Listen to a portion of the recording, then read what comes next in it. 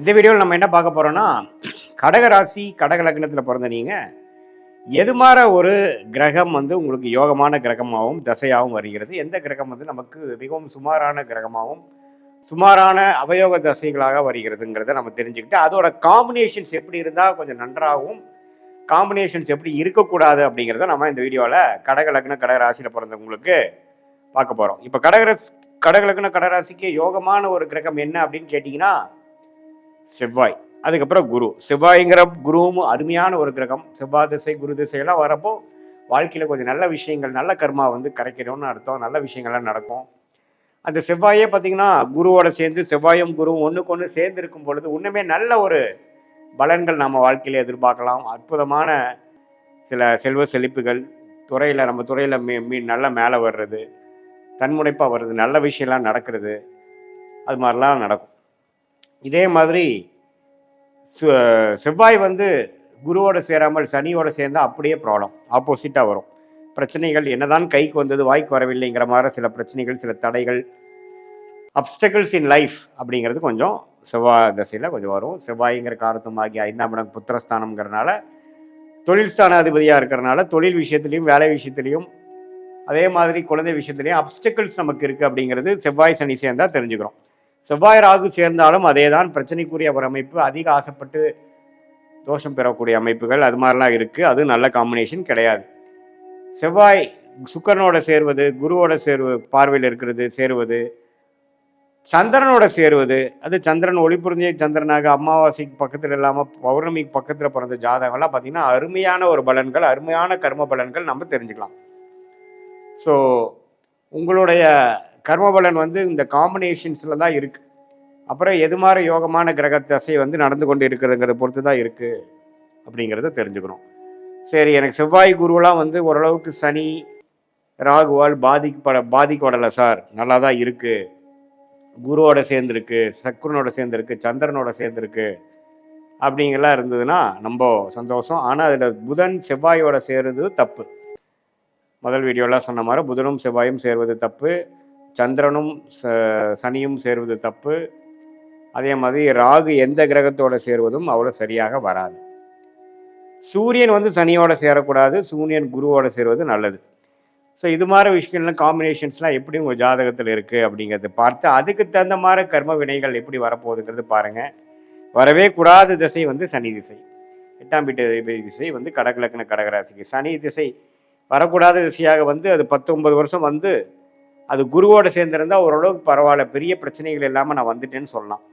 சுக்கிரனோட சேர்ந்திருந்தால் அப்படிதான், பௌர்ணமி சந்திரனின் பார்வை பெற்றிருந்தால் அப்படிதான், ஓரளவுக்கு ஒளி பொருந்திய ஒரு கிரகத்தின் அமைப்பு இருக்கும் பொழுது அப்படிதான். ஆனால் ராகுவோட சேர்ந்துட்டார், செவ்வாயோட சேர்ந்துட்டார்னா அப்படியே பலன்கள் மாறும். எது மாறும்? நம்ம கைக்கு வந்தது வாய்க்கு வரவில்லைங்கிற மாதிரி, ஒரு தடைகள் அதிகமாக இருக்கிற மாதிரி, அப்டிகல்ஸ் இருக்கிற மாதிரி, நேரம் தாழ்த்தி வர மாதிரி பலன்கள் வரும். நமக்கு நேரம் நம்மளோட அவசரத்துக்கு நம்மளுடைய பிளான் பிரகாரம் எதுவும் நடக்காமல் வேற மாதிரி போகிற அமைப்புகள்லாம் கொஞ்சம் கொடுத்துருவார். அவரே நம்ம பாதிப்பு அடைஞ்சு ராகுவால் 4 டிகிரிக்குள்ளே சனி போயிடுச்சு சார்னா ஆயுசு பங்கம், அது மாதிரி சில விஷயங்களும் வந்துடும். அது உங்கள் ஜாதகத்தில் எப்படி இருக்குங்கிறது ஓவராலாக பார்த்து நம்ம முடிவு பண்ணணும். அதுக்கப்புறம் வரக்கூடிய நியூட்ரல் பிளானட்ஸ் ஆகிய புதன், சூரியன், ராசி அதிபதி சந்திரன், அதோட இருக்கிற நிலைமையே ரொம்ப முக்கியம். அந்த ராசி அதிபதி சந்திரனே ஒரு பௌர்ணமி சந்திரனாக இருக்கிறார்னா அருமை. இல்லை 11ஆம் இடத்துல உச்சம் பெறுகிறார், ரிஷபத்தில் உச்சம் பெறுகிறார்னா நல்லது. ஆனால் விருச்சிகத்தில் நீச்சம் அடைஞ்சாலும் எந்த ஒளி அடிப்படையில் அவர் இருக்காருங்கிறத நீங்கள் கண்டிப்பாக பார்க்கணும். மற்றபடி கடக லக்ன கடகராசியில் பிறந்தவங்களுக்கு குரு செவ்வாய் யோகமாகவும் சனி அவயோகமாகவும், மற்றபடி இருக்கக்கூடிய சுக்கிரன், சூரியன், சந்திரன் இதெல்லாம் ஓரளவுக்கு நியூட்ரலான ஒரு அமைப்புகள் கொடுக்கக்கூடிய அமைப்புகள் கண்டிப்பாக புதன் உள்பட கொடுக்குதுங்க.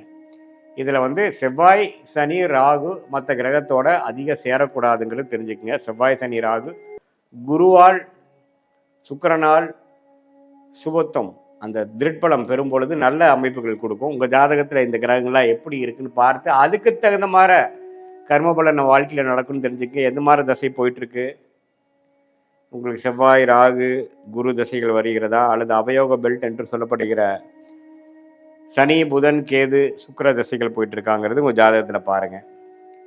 இது பொதுவான ஒரு அமைப்பை ஒழிய, எக்ஸ்பிளனேஷன் ஒழிய, உங்களுடைய ஜென்ம ஜாதகத்தில் நீங்கள் பிறந்த தேதி, பிறந்த நேரம், பிறந்த ஊரை வைத்து சயின்டிஃபிக் வேதிக் அஸ்ட்ராலஜி முறையில் நம்ம ஜாதகத்தை போட்டு அதில் நாம் வந்து துல்லியமான பலன்கள் எடுக்கும் பொழுது எதுமாற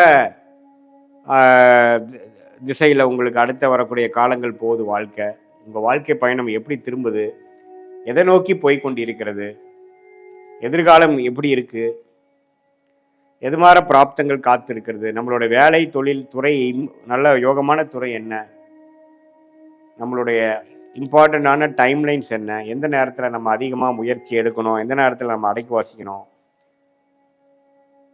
மற்றபடி நம்மளுடைய படிப்பு, வேலை, தொழில், கல்யாணம், குழந்தை, வெளிநாடு, அரசு உத்தியோகம், பிரைவேட் செக்டார், எல்லா வாழ்க்கைக்கு தேவையான எல்லா விஷயங்கள், உடல்நல கோளாறு எப்போ சரியாகுது, கடன் அடைத்தல்,